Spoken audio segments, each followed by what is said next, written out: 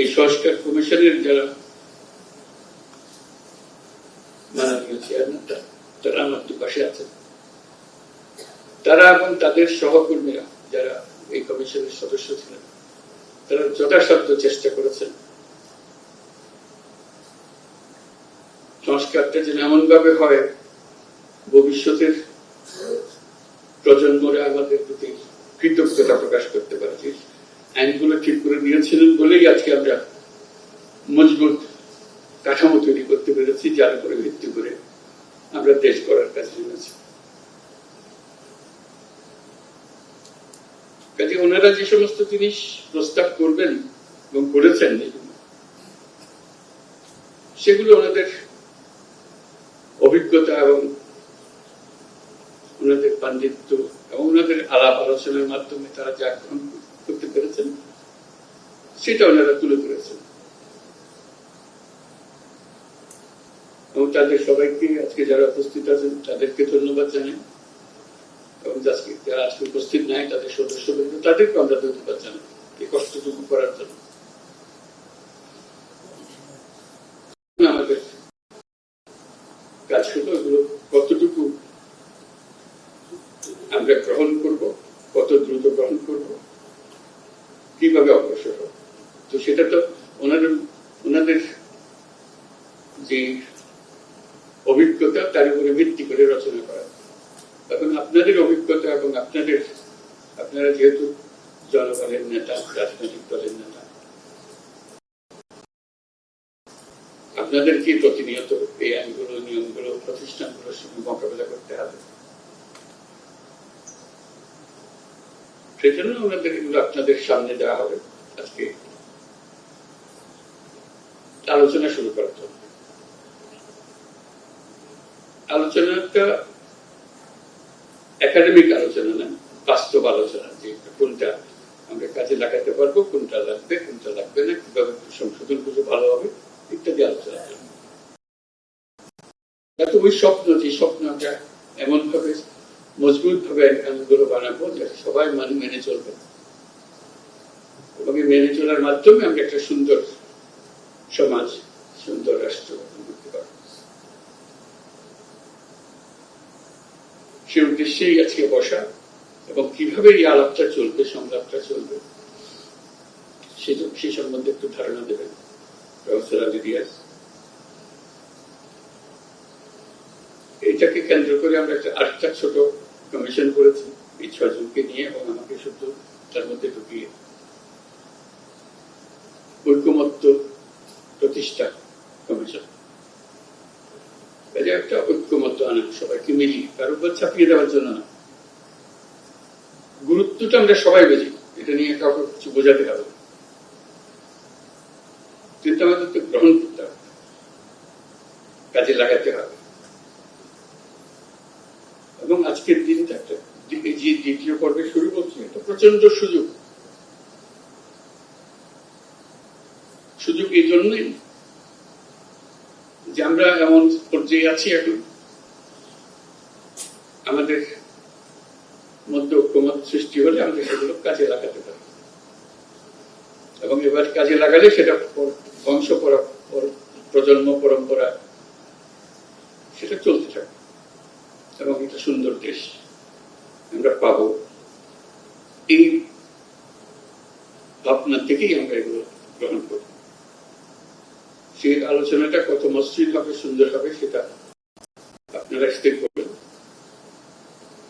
আমাদের পক্ষ থেকে আমরা সুপারিশগুলো আপনাদের কাছে নিয়ে এসেছি, এবং কমিশনের যারা সদস্য তারা আপনাদের সঙ্গে বসবে, জিনিসগুলো ব্যাখ্যা করেছেন, চাপিয়ে দেওয়ার জন্য না, চাপানোর ক্ষমতা আমাদের নেই। আমরা শুধু আপনাদেরকে বোঝানো কেন করা হয়েছিল, কি জন্য করা হয়েছিল, কোটার কারণে করা হয়েছিল বোঝানো। সেই দিক থেকে আমরা পুরো জিনিসটাকে অ্যাপ্রোচ করবো এবং এগিয়ে নিয়ে যাব। আপনাদের সহযোগিতা চাই, এটা আমি বলবো না, কারণ এটা আপনাদের কাজ, এটা আমার কাজ না, একার কাজ না।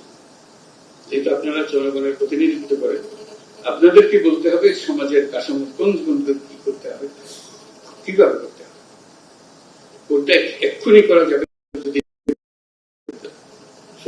সময় নির্ধারণ করবে, কিন্তু সামান্য রদবদল থাকলে এখানে বলবেন এখানে একটু রদবদল করলে কিন্তু সুন্দর হয়ে যাবে, আপনাদের ইচ্ছা।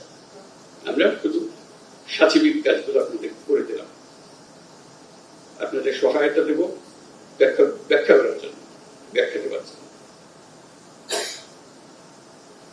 এই 6 মাস, যে 6 মাসের কথা বললাম, এটা পরবর্তীকালীন সরকারের জন্য খুব গুরুত্বপূর্ণ সময়। আমরা একটু লন্ডভন্ড অবস্থার মধ্যে দায়িত্ব নিয়েছি, চেষ্টা করেছি এটাকে কোন রকমে সচল করার জন্য, কাজে লাগানোর জন্য। কিন্তু এই 6 মাসের যে অভিজ্ঞতা, সেটা আমাদের সবাইকে একটা প্রচন্ড সাহস দেবে। এই 6 মাসের অভিজ্ঞতা হলো আমাদের দলমত নির্বিশেষে সাধারণ মানুষ সহ, রাজনৈতিক ব্যক্তি সহ, রাজনৈতিক নেতৃত্ব সহ সবাই যে সমর্থন দিয়েছে এই অন্তর্বর্তীকালীন সময়, এটা বোল্ড লেটারে লেখা থাকবে যে সমর্থন আমরা করতে পারি, যে একত্র হতে পারি।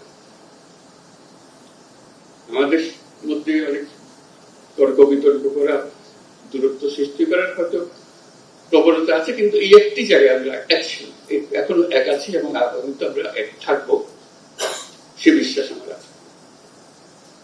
এটা যদি ঠিক থাকে, যেভাবে আমরা প্রথম অধ্যায় আমরা শেষ করলাম, দ্বিতীয় অধ্যায়ে যদি আমরা ঠিক রাখতে পারি, তৃতীয় অধ্যায়ের জন্য আর আমাদের কোনো চিন্তা নেই, আমরা নিশ্চয়ই নতুন বাংলাদেশ বানাতে পারবো। একটা জিনিস আমাদেরকে পরিষ্কার থাকতে হবে, এটা একটা মস্ত বড় শক্তি। প্রথম অধ্যায় যেভাবে আমরা কাটালাম, এবং এই কাটানোর মধ্যে যে সমস্ত শক্তি আমাদেরকে ব্যাহত করার চেষ্টা করেছে, আমাদেরকে ভুন্ডুল করে দেওয়ার চেষ্টা করেছে, তাদেরকে সুন্দরভাবে সবাই মিলে মোকাবেলা করতে পেরেছে। দ্বিতীয় পর্ব এই হাঙ্গামা হবে, কারণ যাদেরকে বাংলাদেশের মানুষ তাড়িয়ে দিয়েছে, অস্বীকার করেছে, তাদেরকে ত্যাগ করেছে, তারা ফিরে আসার জন্য অত্যন্ত ব্যাপক। প্রতিটি দিন তাদের জন্য মূল্যবান দিন, দেরি হলে তাদের জন্য অসুবিধা। সেজন্য আমাদেরকে শক্ত থাকতে হবে, মজবুত থাকতে হবে, এবং আমরা যেগুলো আলাপ করছি সেগুলো মতভেদ থাকবে, কিন্তু আমরা এর অর্থ নয় যে আমরা একত্র নই, আমরা একত্রে থাকবো। এই প্রথম পর্বের আরেকটা অভিজ্ঞতা হল একই সঙ্গে এই যে আপনাদের সমর্থন, জনগণের সমর্থন ছাড়া আন্তর্জাতিক বিশ্বের সমর্থন। আপনারা হয়তো লক্ষ্য করেন সারা পৃথিবী জুড়ে আমাদের প্রতি একটা বড় রকমের সমর্থন গড়ে উঠেছে, যে কারণে অপর পক্ষ সুবিধা করতে পারছে, পদে পদে ব্যাহত হচ্ছে। যেখানে যাই বহু গল্প রচনা করেছে, সে গল্প টিকাইতে পারতেছে, শেষ মেশ ট্রাম্পের হাতেই আবার সে গল্প চালাতে গিয়ে চালাতে পারলো না। যত ছোট রাষ্ট্র, বড় রাষ্ট্র, ধনী রাষ্ট্র, মাঝারি রাষ্ট্র, সবাই আমাদের সমর্থন দিয়েছে। কেউ কোন রকমের দ্বিধাগ্রস্ত হয়। তাদের ভাষা শুনলে আমাদের কাছে অবাক হয়। আমরা যখন তাদের সঙ্গে কথা বলতে বসি, বিস্তারিত জানার আগে প্রথমে বলে কি লাগবে বল, আমরা আছি। এর চেয়ে পরিষ্কারভাবে কথা বলা এটা রাষ্ট্রের প্রধান কিংবা প্রধান নির্বাহী আর কি হবে। এবং তারা এই পর্যন্ত সেটা মেনে গিয়েছে এবং চালাচ্ছে এবং ক্রমাগতভাবে তাদের সমর্থন বাড়াচ্ছে।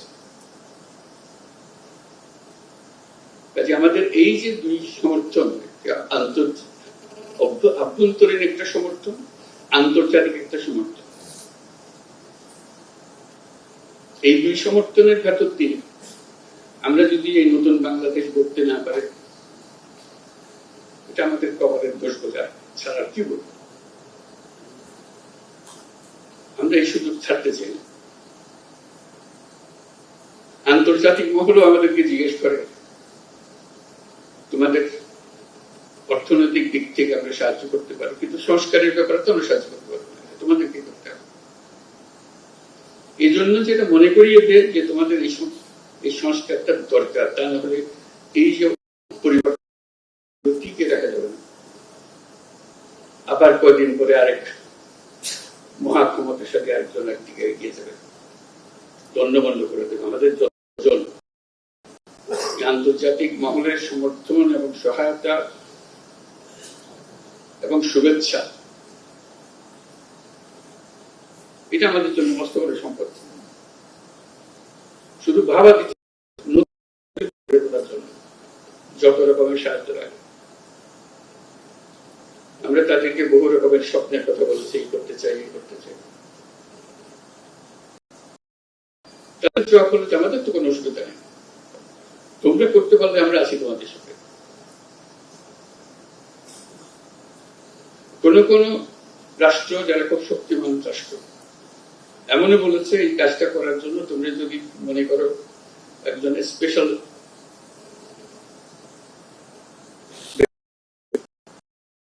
দেওয়া, যে আমাদের পক্ষ থেকে তোমাদের সঙ্গে যোগাযোগ রাখবে যাতে করে তোমাদের কোনো অসুবিধা না হয়। শুধু সমর্থন না, সমর্থনটা কাজে লাগানোর জন্য আয়োজনটা করে দিচ্ছে। কাজে এই প্রেক্ষিতে আমরা এই কাজে নামছি, দ্বিতীয় অধ্যায়ে নামছি। এটাতে আমাদের ব্যর্থ হবার কোনো সুযোগ নেই, আমরা ব্যর্থ হতে চাই না। নানা জনের নানা মতামত থাকবে, তা তো বটে, সেটিও তো সমাজ। এরা সমস্ত জিনিস বিবেচনা করে, দেশের অভিজ্ঞতা বিদেশের অভিজ্ঞতা বিবেচনা করে এটা সুপারিশ মালা তৈরি করে নিয়েছে। মূল্যবান সম্পদ, এই সম্পদ বাংলাদেশের ইতিহাসে রক্ষিত হবে, যেটা এই সুপারিশ করেছিল। বাস্তবায়ন করব, তাদের জন্য আপনারা নির্দেশনা দেবেন যে এইগুলো করেন, এইভাবে হোক, সবাই মিলে। এটা একার বাংলাদেশ নয়, সবার বাংলাদেশ। আপনারাও সবার সঙ্গে পরামর্শ করেন কোনটা হলে ভালো। কারণ এই যে নীতিমালা আইন কানুন বানিয়ে দেবো ক্রিকেট খেলার মতো, একবার বানিয়ে দিলে এটা মতে চলতে থাকে। এটা একটা ট্রান্সপারেন্ট জিনিস হবে। খেলায় জিতলে কেউ সন্দেহ করবে না গোলমাল করে জিতিয়ে দিয়েছে, এটাকে সে সন্দেহ করবে না, এত ট্রান্সপারেন্ট, সবাই জানে খেলার নিয়ম। এখন যে খেলা চলতেছে এটা খেলা জিতলেও ঠিক মতো জিতলেও সন্দেহ লাগে, বুঝলে কিছু একটা কলকাঠি নেড়ি করেছে। এই কলকাঠি নাড়ার বিষয়টা আমাদের মনের মধ্যে কেটে গেছে। কলকাঠি ছাড়া যে একটা নিয়মে চলতে পারে দেশ, এটা আমরা ভুলে গেছি। আন্তর্জাতিক সমর্থনের কথা বললাম, আরেকটা সমর্থনের কথা বলি, না বলে পারছি না, এটা মনটা বড় হয়ে যায় এটা বলতে গিয়ে। এইসব সমর্থনের কথা বলি, জাতিসংঘের সমর্থন। আপনারা চিন্তা করেছেন যে রিপোর্টটা সালে প্রকাশিত করবে, human rights high commissioner for human rights, তাদের একটি রচনা, তাদের একটি প্রতিবেদন সারা পৃথিবী বলতে দিয়েছে। এখন কারো বয়ান আর কেউ শুনবে না, বুঝেই পায় না। আর কত সমর্থন চাই আমরা? একদম অক্ষরে অক্ষরে বলে দিয়েছে কোথায় কাকে মারছে, কিভাবে মারছে। এর থেকে বের হওয়ার তো কার কোনো উপায় নেই।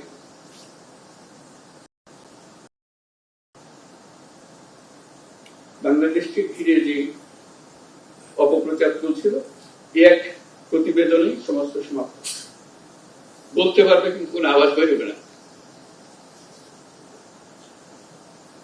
তো সেরকম সমর্থন এবং অন্যান্য প্রতিষ্ঠানের প্রতিবেদন বের করেছে, তাদেরও খুবই জোরালো। আমরা সেদিন আয়নাঘরে গেলাম, মানে মানুষ কত নির্মম হতে পারে, বিভৎস দৃশ্যের সৃষ্টি করতে পারে, নৃশংস করতে পারে। এর চেয়ে বড় নমুনা পাওয়া যাবে। আমাদের শুধু দেখতে কষ্ট লেগেছে, যারা বছরের পর বছর সেখানে থেকেছে, আপনাদের মধ্যে আছে, তাদের কথা চিন্তা করুন। তাদের প্রতিটি বর্ণনা, তাদের প্রতিটি অভিজ্ঞতা এই গুম কমিশনের রিপোর্টের মধ্যে সব তুলে ধরা হয়েছে। পত্রিকা প্রকাশিত হওয়ার পরে দেশের ভেতরে এবং আন্তর্জাতিকভাবে মানুষ প্রথম বুঝতে পারলো আমরা কিসের কথা বলছি।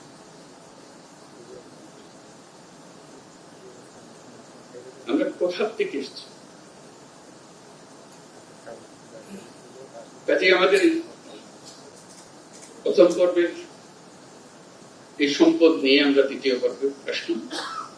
দ্বিতীয় পর্বের সমাপ্তিতেও যেন আমরা উৎসাহ বোধ করি যে হ্যাঁ, আমরা আনন্দ বোধ করি যে আমরা আমাদের যে দায়িত্ব দেওয়া হয়েছিল আমরা সুন্দরভাবে খুব খুশি বুকে সেটা সম্পন্ন করতে পেরেছি। নতুন বাংলাদেশের জন্য এখন তৈরি আমরা যে নতুন নির্বাচনের মাধ্যমে যে সরকার গঠন হবে সেটার ব্যাপারে আর কোনো প্রশ্ন তুলবে না, যেহেতু আইন কানুন এগুলো সব এখন আমাদের জানা আছে এবং এর মধ্যে হয়েছে, নির্দিষ্টভাবে হয়েছে। এটা নট সরকারের উপায় কারণ